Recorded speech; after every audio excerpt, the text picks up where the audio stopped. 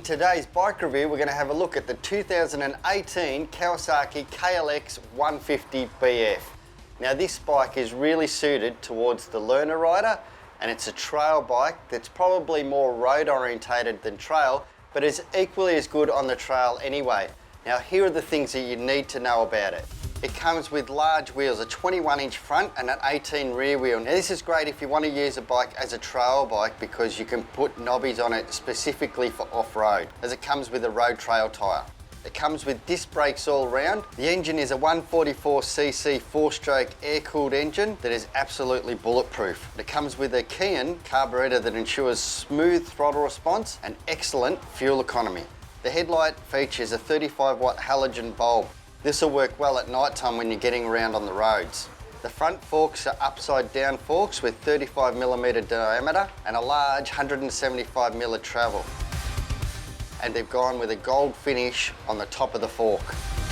The rear shock's a gas shock with a 5-way adjustable preload. Of course, it comes with Unitrack suspension.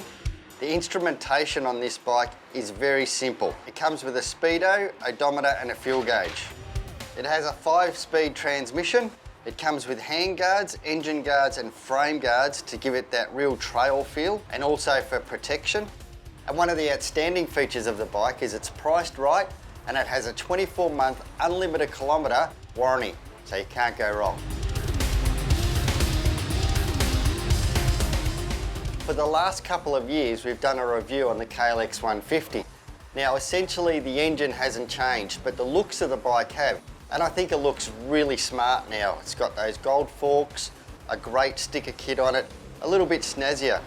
The other things that really stand out is the brakes. It's got disc brakes front and rear, and they're powerful enough for this engine, probably too powerful, which is a good thing when you're riding on the road because sometimes it's not your fault, it's the other driver that gets you in trouble, and this thing does stop pretty quickly once you do hit those brakes. The suspension on the 150 works fine. If you're just going trail riding, obviously you don't want to do big hits or jumps like that because it's not designed for that. But if you want to just go and have a little bit of a play in the trail out there, it certainly works very well. On the road, nice and comfortable. That's the other thing, the ergos are sitting on this bike. You sit very comfortably when you're riding around on the road. And something else that I use quite regularly on this bike, it's got a little backpack at the back of the mudguard.